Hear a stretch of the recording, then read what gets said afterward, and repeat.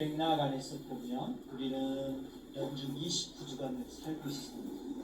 근데 이 연중 29주간까지 우리가 접한 복음은 마테오 복음이었습니다. 그리고 이 평일미사 복음은 바로 루카 복음이었죠. 이 말씀의 맥락 안에서 예수 그리스도를 말씀하십니다. 모든 그리스도인들이 그리스도인이냐 아니냐 이거에 대한 기준점은 십자가를 지냐 아니냐 이거에 대한 기준점입니다. 십자가도 누구에게나 다 있지만 개인적인 십자가 말고 개인적인 십자가야 당연하고 예수님의 가르침은 거침없이 사회 보편적 구원을 위한 십자가를 짊어져라. 이 십자가를 짊어지면 이 힘들고 불편하고 어렵겠지만 짊어질수록 우리는 자비를 맛보게 되고 하느님의 자비를 더하면 바로 그 제일 끝 안에 놀라웠게도 예수 성심이 있다. 같이 한번 예수 성심. 이 접하는 십자가적 삶 안에 접한 예수 성심은 거침없이 열매를 원하고 열매에 따른 실천을 우리에게 원하고 있었습니다. 이 참된 실천은 우리는 누구나가 상식적으로 이웃을 사랑해야 된다고 생각하지만 복음에서의 예수님은 이 실천을 이야기하지 않고 먼저 행동하기 전에 기도하라고 가르칩니다. 이게 우리 예수님의 영성이라는 겁니다.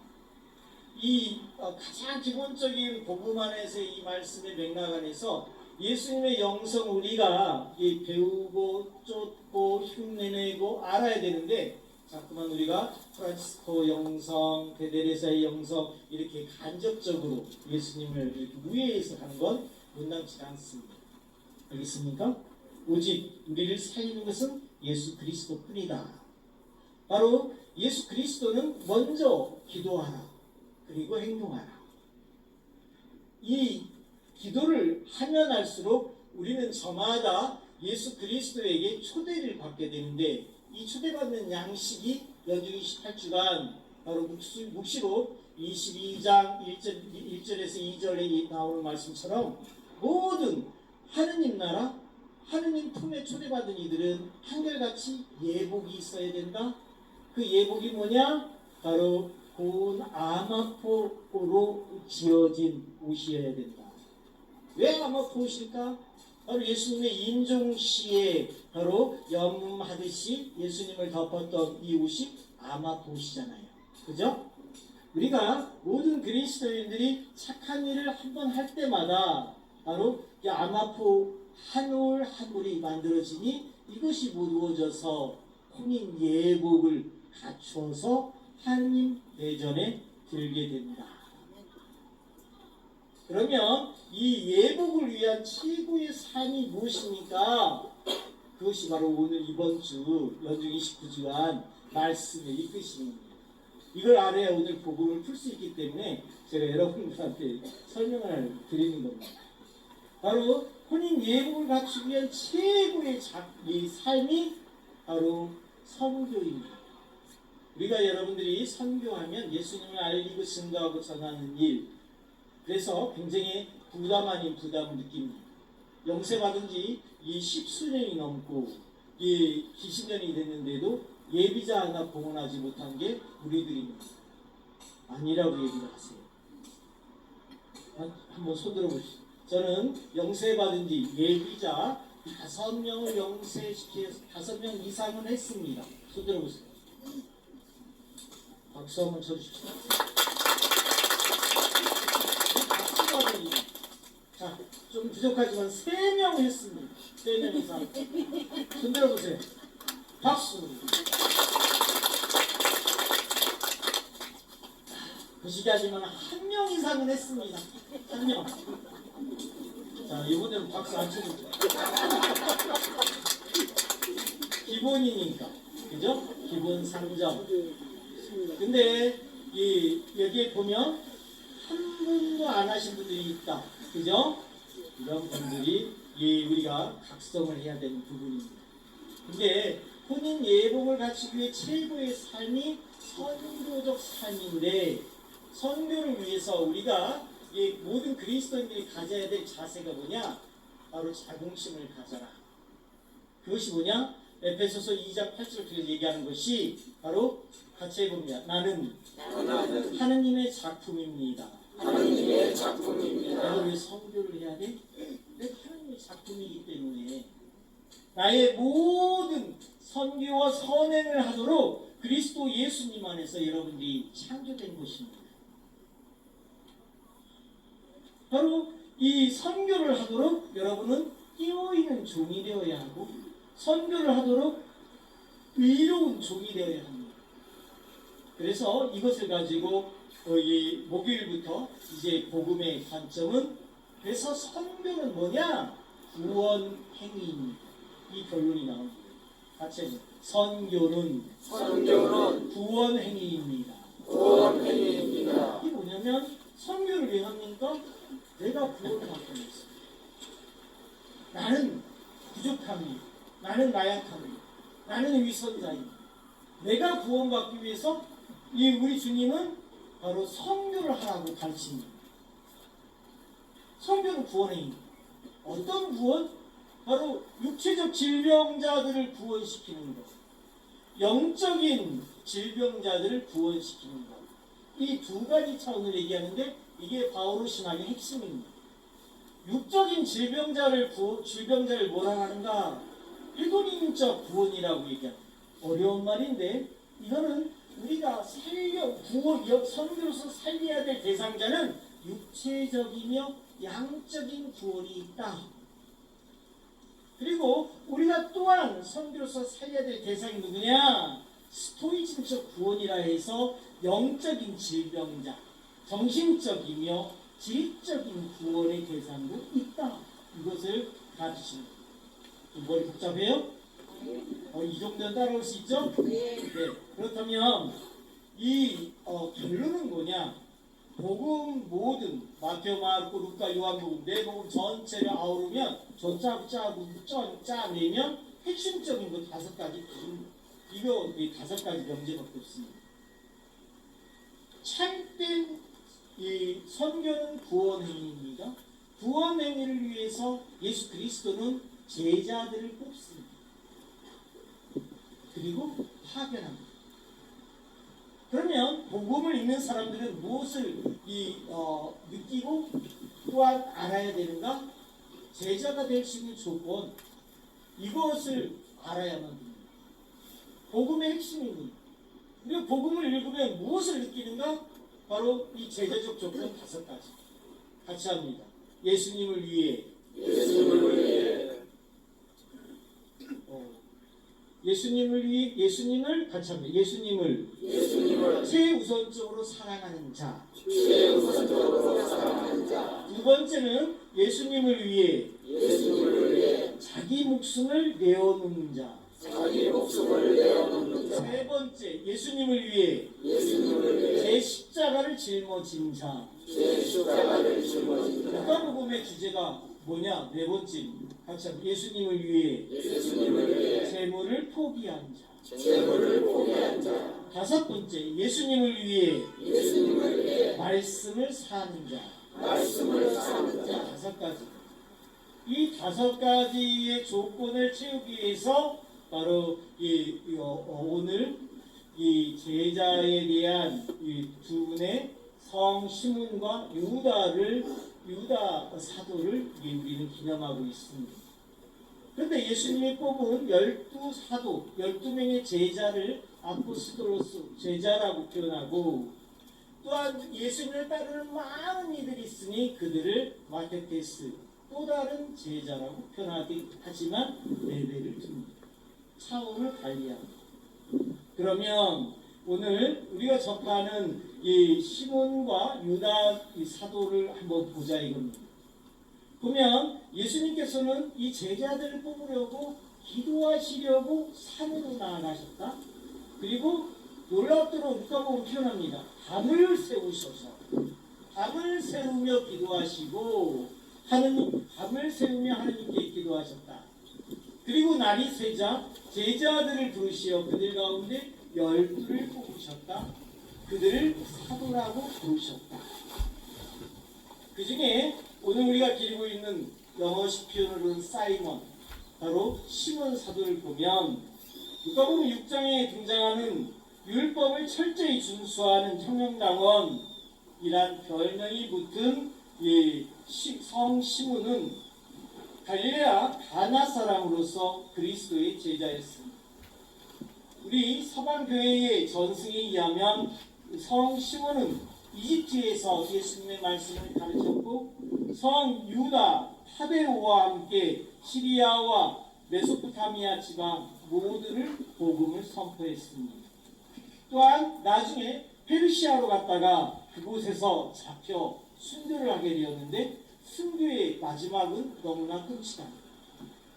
바로 톱으로 몸의 절반이 잘려서 순교를 하게 됩니다.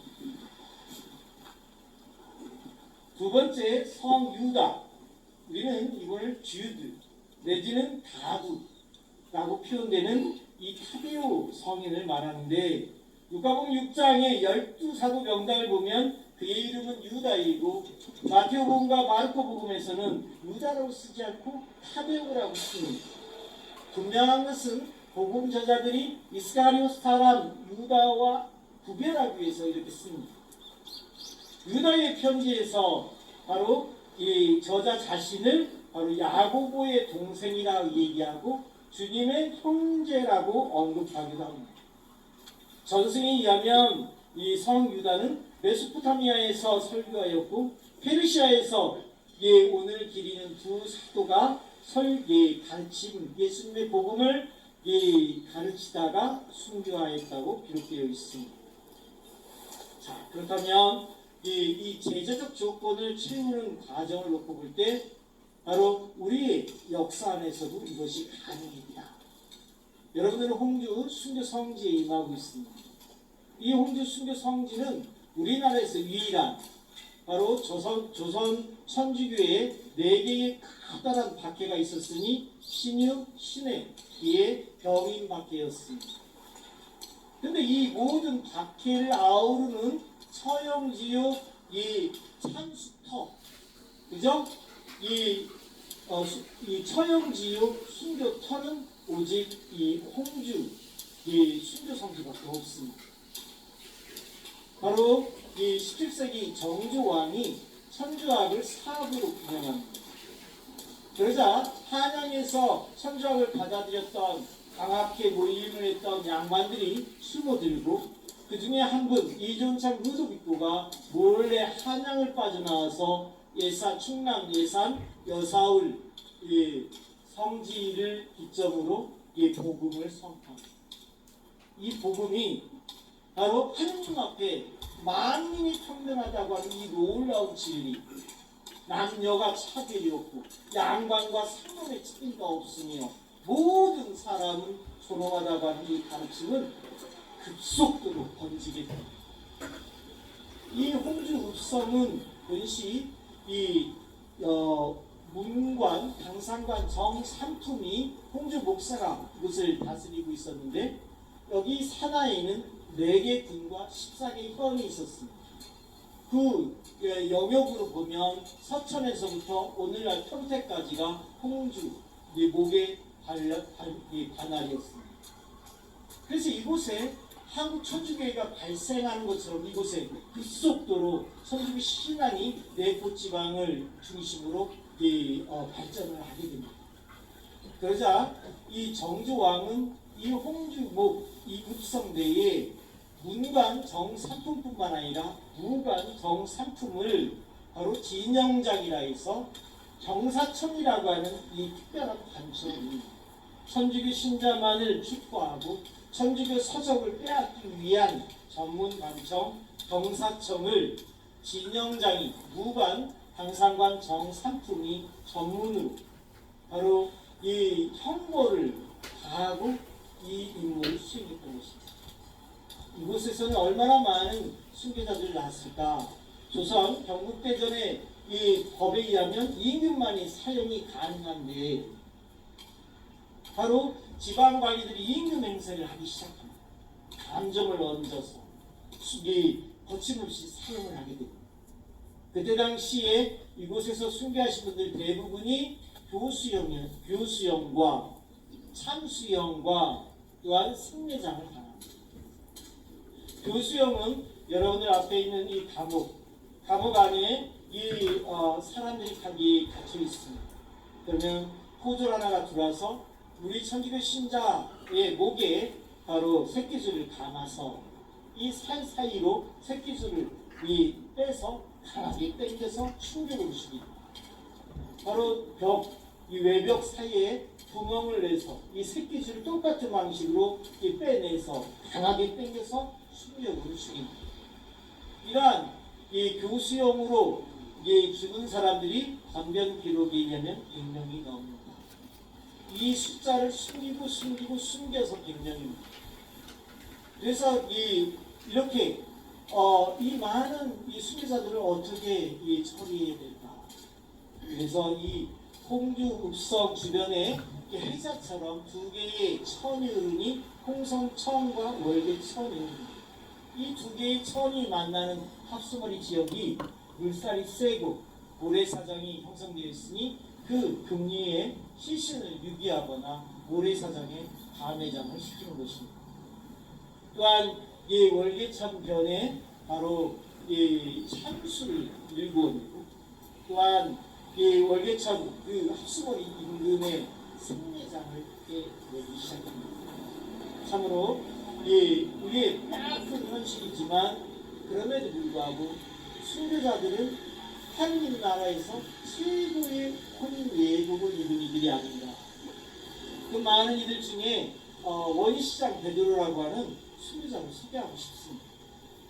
원시장 베드로는 천주교의 입교 후에 바로 성격이 포악했으나 이내 그 성격이 온화하고 가난한 사람들에게 재산을 나눠주는가 하면 이웃에게 천주교 교리를 가르쳐 입교시키는데 열중하도록 삶이 바뀐 사람입니다.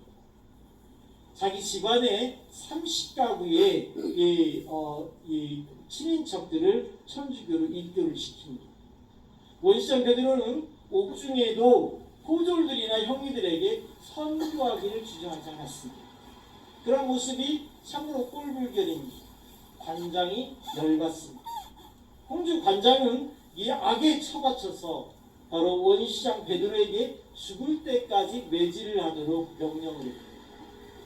여러분 앞에 마련된 곤장을 맞는 매대, 이 매대로 곤장을 맞게 되는데 바로 40대 이상을 맞으면 살이 터지고 뼈가 으스러진다.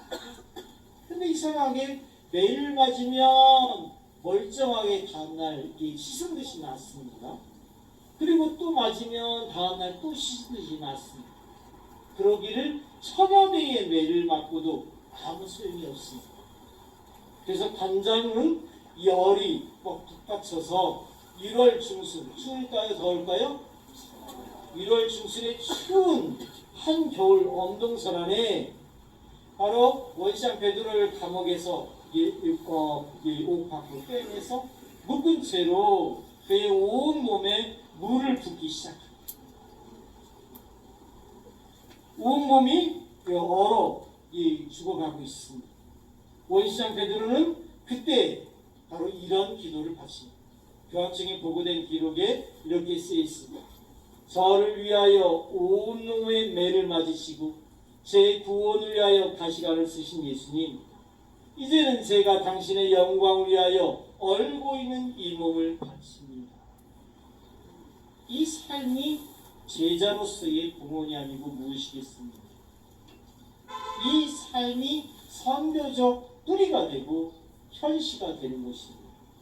그래서 우리가 이 안에서 미사를 봉헌하고 있는 것입니다. 우리는 이분들을 현양해야 되지 않겠습니까? 그죠? 저는 올 1월에 이곳에 왔습니다. 안식년 주기로 했는데 갑자기 인사명령이 미루냈습니다. 저는 2003년부터 2009년까지 공세리 성지에도 있었습니다.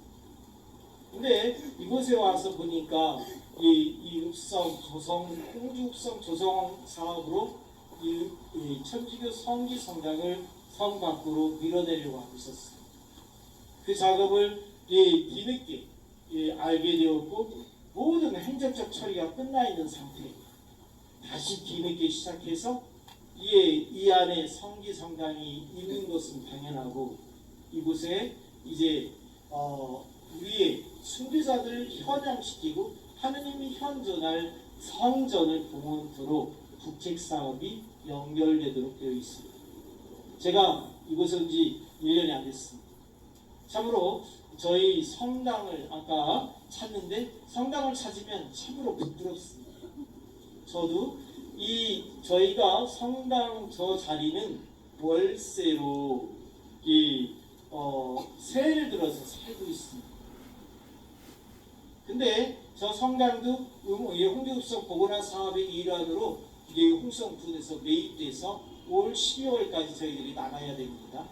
그래서 새로운 임시 성전으로 쓸 3년에서 5년 정도 쓸 성전을 이 홍대 읍성 내에는 4개의 순례 코스트가 있는데 4번째 저작거리 코스트 이 옆에 조그마한 이 건물과 땅을 마련했고 그곳에 리모델링을 통해서 임시 성전을 마련할 것입니다.